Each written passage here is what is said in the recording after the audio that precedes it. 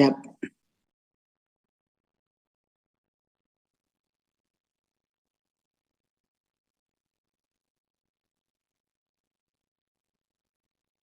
Baik, terima kasih Kak. Jadi kronologi yang sebenarnya itu adalah bahwa setelah selesai acara di televisi tersebut tentang catatan demokrasi, di mana acaranya tentang Nikita versus Jaksa. Nah, apakah itu menghina persidangan atau tidak? Itu sebenarnya kemarin permasalahan yang harus dibahas dalam acara tersebut. Nah, tapi setelah selesai acara itu Bang Sunan itu menghampiri Bang Biring. Nah, jika Bang Sunan mengatakan bahwa dia ingin niatnya bersalaman atau bagaimana, kita lihat berdasarkan video, kalau menurut pendapat saya Kak ya, itu sebenarnya bukan ingin bersalaman, malah ingin mengajak atau memancing emosi dari Bang Biring. Tapi walaupun saya mengatakan seperti itu, kita tanyalah nanti ahlinya, ahli yang bisa menjelaskan itu tentang gerak gaya tubuh dan ekspresi, apakah itu ingin mengajak salaman atau bukan. Nah, selanjutnya pada saat Bang Sunan menghampiri Bang Biring, itu Pak Surya Bakti Batubara yang merupakan tim kami juga langsung melerai, melerai agar tidak terjadilah permasalahan ataupun eh, kontak fisik dan sebagainya. Nah, setelah dilerai tersebut, ternyata Bang Sunan ini teriak-teriak gitu. Kamu mukul saya, kamu mukul saya gitu. Sembari dia mengelilingi meja dari acara tersebut. Nah, pada saat itu saya pribadi yang sudah melihat Pak Surya Bakti Batubara yang sudah terdorong dan sampai terjatuh ke bawah, saya ikut ke tengah untuk melerai. Nah, pada saat saya melerai antara Pak Surya Bakti Batubara dan teman-teman Bang Sunan menghampiri saya, memegang badan saya, sambil mengejar Pak Surya Bakti Batubara terus. Nah, pada saat itu saya ada memegang lengan Bang Sunan sambil memeluk dia, sudah Bang, sudah Pak gitu. Ternyata ada kawan dari Bang Sunan ini, pria berkacamata agak gemuk, memakai pakaian berwarna abu-abu. Dia juga ikut memeluk Bang Sunan. Nah, saya kan memeluk Bang Sunan juga.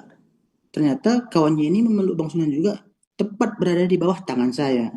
Nah, jadi pada saat kawannya ini ingin merangkul Bang Sunan, ingin memeluk ke bahunya gitu, tangan kanan saya otomatis terangkat oleh tangan anggotanya tersebut.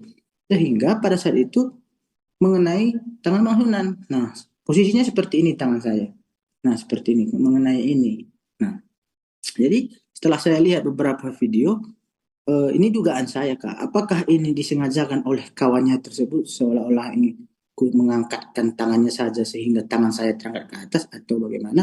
Itu nantilah kita lihat proses hukumnya yang sedang berjalan, di mana saya juga ada melaporkan Bang Sunan pun melaporkan saya. Nah, setelah kejadian tersebut, Bang Sunan langsung mengatakan kepada saya, lo mukul gue, anjing, dengan ucapan kata seperti itu. Nah, dibarengi dengan teman-teman yang lain, lo mukul gitu. Nah, selanjutnya Kak, karena pada saat itu saya sudah tersudutkan dan saya pada saat itu juga ketakutan karena saya tidak pernah mengalami hal seperti itu. Nah, sehingga akhirnya saya meminta tolonglah kepada pihak televisi agar diputarkan CCTV ataupun video yang ada. Nah, pada saat itu pembawa acaranya memutarkan video dari handphone dia dan terlihat di situ saya tidak ada memukul. Nah, dan setelah itu nggak ada kan bang, saya bilang sama pembawa acaranya. Ya udah kalau gitu abang minta maaf aja kata pembawa acaranya. Pada saat itu saya minta maaf. Saya minta maaf ya Pak, minta maaf ya Bang, saya bilang. Ternyata Bang Sunan tidak terima dengan permohonan maaf saya dan memaksa saya menyuruh agar membuatkan surat permohonan maaf. Lu buat surat permohonan maaf, kalau enggak lu nggak bisa keluar dari sini. Setelah lo buat surat permintaan maaf, saya sebagai laki-laki, saya bukan banci, saya berjanji saya tidak akan melaporkan kau ke polisi. Nah, itulah perkataan yang diucapkan Bang Sunan pada saat itu, sehingga berdasarkan hasil diskusi kami dengan pihak televisi, dibuatkanlah surat itu. Saya buatkanlah surat itu dengan keadaan terpaksa.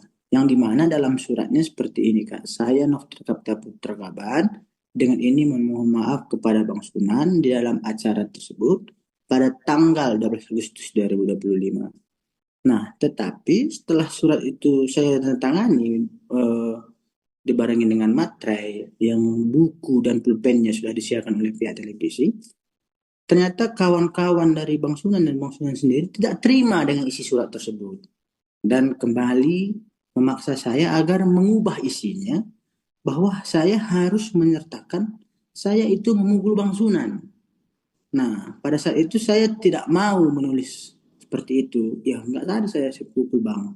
Kenapa saya harus menulis hal seperti itu? Ya udah, kalau lo nggak mau, lo nggak bisa keluar, kata Bang Sunan pada saat itu. Nah, sehingga diskusi lagi dengan pihak televisi, aku ubah lagi lah isi suratnya. Yang dimana isi suratnya pada saat melerai, tangan saya mengenai badan Bang Sunan. Nah, pada saat itu saya pikir sudah selesai, saya serahkan lagi suratnya kepada Bang Sunan, tetap juga ditolak. Bang Sunannya tidak mau dan kawan-kawan yang lain tidak mau. Alasan mereka, saya harus tetap menuliskan di dalam surat permohonan maaf itu agar saya mengakui bahwa saya telah memukul Bang Sunan. Nah, setelah itu tetap saya bertahan dan akhirnya berdiskusi lagi dengan pihak televisi. Nah, dengan tujuan ya udah nggak apa-apa, yang penting masalah ini selesai dan saya pun udah bisa pulang. Karena jujur Kak, pada saat itu saya ketakutan sekali. Akhirnya setelah diskusi dibuatkan lagi lah surat yang ketiga. Saya ubah lagi, saya tambahi lagi kata-katanya bahwa karena melerai selain mengenai badan, saya juga mengenai wajah dari Bang Sunan. Nah, saya pikir kan ini udah selesai kemarin. Terus pada saat itu saya ingin pamit. Ya udah selesai. Aku pamit Bang ya. Ini sama Bang Sunan. Tapi Bang Sunan itu nggak bisa. Kamu harus di sini. Gitu. Yang setelah itu saya ingin pergi pelan-pelan meninggalkan studio, tapi saya dikejar oleh Bang Sunan dan ditahan lagi saya di luar. Dan pada saat itu menurut saya merasa dipermalukan, difitnah, karena setelah dia melakukan wawancara dengan kawan-kawan dari media, dia menarik saya ke depan kamera rekan-rekan media. Ada kawannya, ada 2 orang yang menarik saya ke samping Bang Sunan, yang dimana pada saat itu Bang Sunan memfitnah saya, mengatakan bahwa saya telah memukul rahang dari Bang Sunan. Dan pada saat itu juga Bang Sunan menduga ataupun mengatakan bahwa saya ini adalah suruhan ataupun titipan segala macam, sebagaimana yang disampaikan oleh Nenek Emma Waroka. Eh, di situ saya bantah bahwa saya diajak oleh Dokter Andreas. Nah, mengenai bagaimana kok Dokter Andreas apakah diundang apa segala macam katanya kemarin, saya mengatakan bahwa Bang Andreas ini diundang oleh narasumber Bang Biring. Dan pihak televisi pada saat itu mengatakan setiap narasumber berhak wajib atau bisa membawa 10 orang untuk ikut dalam acara tersebut. Dan itu sudah saya jelaskan. Nah, karena pada saat itu saya masih ditahan, saya akhirnya minta tolong kepada pihak televisi pada saat itu. Tolong saya Pak, saya mau pulang. Akhirnya saya diambil secara diam-diam dengan alasan kepada pihak Bang Sunan, oke kami amankan, kami bawa ke studio. Tapi pada saat itu pihak dari televisi membawa saya ke studio dan membawa saya ke lorong-lorong dan menempatkan saya di dapur. Nah, pada saat itu setelah beberapa menit kemudian dibukalah pintu belakang dari pihak televisi dan menyuruh saya, udah Bang, segera cabut Bang, diam-diam aja Bang. Akhirnya saya cabut dan selamat dari kejadian tersebut. Seperti itu kronologisnya, Pak.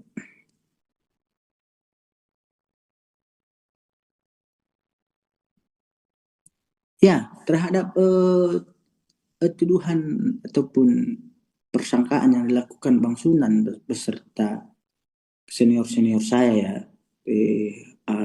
PH-nya penasihat hukum Bang Sunan yang mengatakan bahwa kami menyerahkan penyerangan apa segala macam. Itu tidak ada, Pak. Yang ada Bang Sunan lah yang menghampiri Bang Biring. Dan Bang Sunan juga lah yang menghampiri saya gitu. Jadi kalau dituduh hal melakukan penyerangan itu sama sekali tidak ada.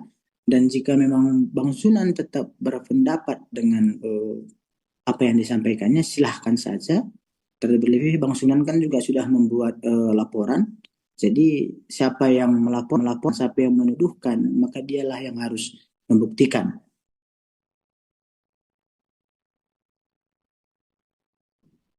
Ya, kemarin,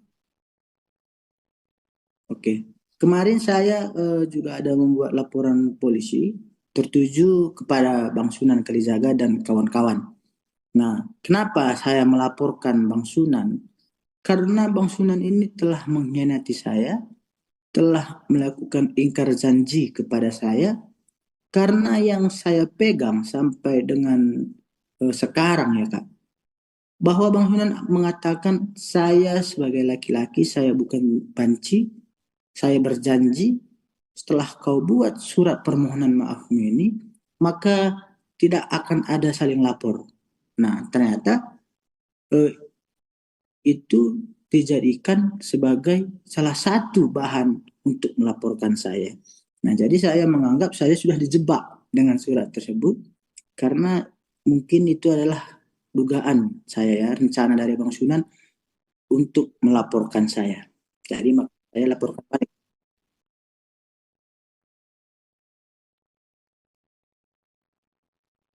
Nah, kalau terkait playing victim atau sebagainya, Kak, nanti kita lihatlah proses hukum yang sedang berjalan. Saya pun tidak mau menggiring opini sebagaimana yang dilakukan oleh senior-senior saya itu. Yang penting saya sekarang sudah menyiapkan bukti-bukti petunjuk dengan kode P20, sudah saya siapkan bukti-bukti petunjuknya. Mana nanti yang flying victim atau mana yang bukan, kita lihat nanti proses hukumnya. Tapi saya demi Allah Kak lillahi ta'ala nggak ada mengutul Bang Sunan.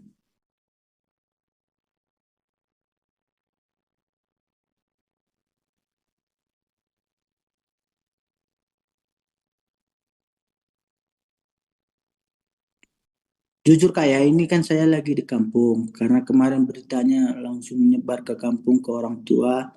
Jadi ditelepon bapak sama mama kemarin balik dulu. Ya udah nanti di sini kita cerita-cerita kata bapak dan mama. Nah, sekarang mental saya mungkin udah agak baik sedikit Kak. Nah, kalau terhadap permasalahan hukum yang sedang saya alami, sebenarnya saya kecewa terhadap senior-senior saya yang seolah-olah mendramatisir peristiwa hukum tersebut. Karena peristiwanya tidak begitu besar. Gitu. Itu antara advokat dengan advokat, ya biasa saja melakukan perdebatan seperti itu. Tapi kalau harus saling melapor kayak gini, sebenarnya saya pribadi malu, Kak. Tapi karena Bang Sunan yang duluan mengkhianati eh, apa yang diucapkannya, mau tidak mau saya harus laporkan dia balik.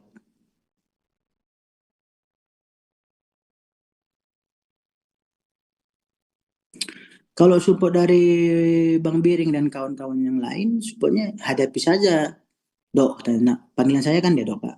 Hadapi saja, Dok. Kalau memang kau tidak ada memukul, hadapi saja. Seperti itu, Kak.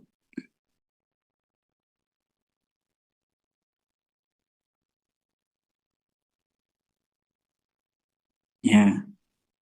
Jadi untuk pesan pada Bang Sunan selaku senior saya juga di dalam advokat, eh, tolonglah Bang berikan contoh yang baik terhadap kami para junior-juniormu. Jangan menghalalkan segala cara untuk menggiring ini agar seolah-olah ini fakta yang sebenarnya atau menggiring opini seolah-olah bahwa ini yang terjadi gitu, yang dimana tidak sesuai dengan fakta yang ada. Dan terhadap para abang-abang saya, para senior saya yang merupakan penasihat hukum dari Bang Sunan, tolong juga agar cermatilah perkara ini. Tuh, jangan sampai gara-gara masalah kecil seperti ini, kredibilitas kita sebagai advokat itu tercoreng.